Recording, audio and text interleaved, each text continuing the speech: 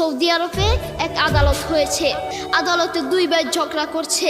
এক ভাই বলছে মাকে আমি রাখবো, আরেক ভাই বলছে না মাকে আমি রাখবো।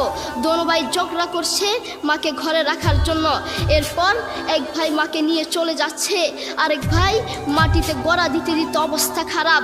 সৌদি আরবে আদালত হয় মা বাবাকে ঘরে রাখার জন্য, আর আমাদের দেশে আদালত হয় মা বাবাকে ঘর থেকে বের করার জন্য, ঠিক কি না? যুবক, তোমাকেই বলছি, তোমার বন্ধু তোমার আপন নয়, তোমার বউ তোমার আপন নয়, তোমার শ্বশুর শাশুড়ি তোমার আপন নয়। এই পৃথিবীর বুকে আপন হলো তোমার মা এবং তোমার বাবা। করোনা আসার পরে প্রমাণ করে দিয়েছে কে আপন। এক মেয়ে তার মাকে ফোন করে বলছে, মা আমার স্বামীর করোনা হয়েছে। মা বললেন সাবধান, তার কাছে যাবি না, আমি সকালে সিএনজি পাঠিয়ে দিব, তুই টপ করে সিএনজিতে উঠে যাবি।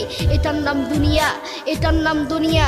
করোনা হওয়ার পরে বন্ধুর কাছে যায় নাই, করোনা হওয়ার পরে শ্বশুর শাশুড়ির কাছে যায় নাই, করোনা হওয়ার পরে স্বামী স্ত্রীর কাছে যায় নাই, কিন্তু করোনা হওয়ার পরে এখনো ইতিহাস আছে মা তার ছেলেকে গিয়ে চুমু খেয়েছে। করোনা হওয়ার পরে এখনো ইতিহাস আছে বাবা তার ছেলেকে কাঁধে নিয়ে হাসপাতালে গিয়েছে, ঠিক কি না? যুবক, তুমি তোমার মাকে কিছু মনে করছো না। তোমার মাকে তুমি ঘর থেকে বের করছো।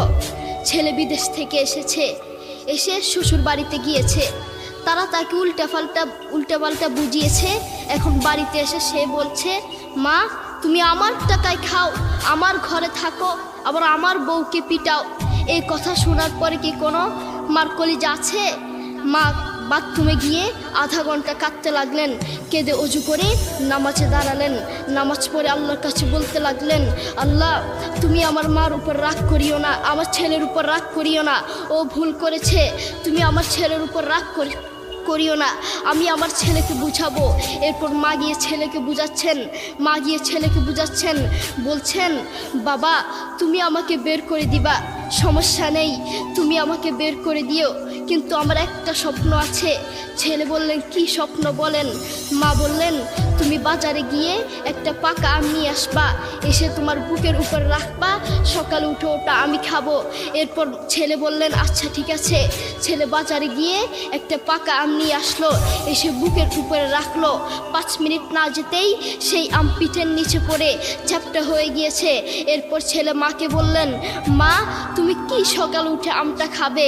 ওটা 5 মিনিট না যেতেই পিঠের নিচে পড়ে চ্যাপ্টা হয়ে গিয়েছে। এরপর মা চোখের পানি ছেড়ে বলল, বাবা আমি আসলে তোকে খাওয়ার জন্য বলি নাই, আমি আম খাওয়ার জন্য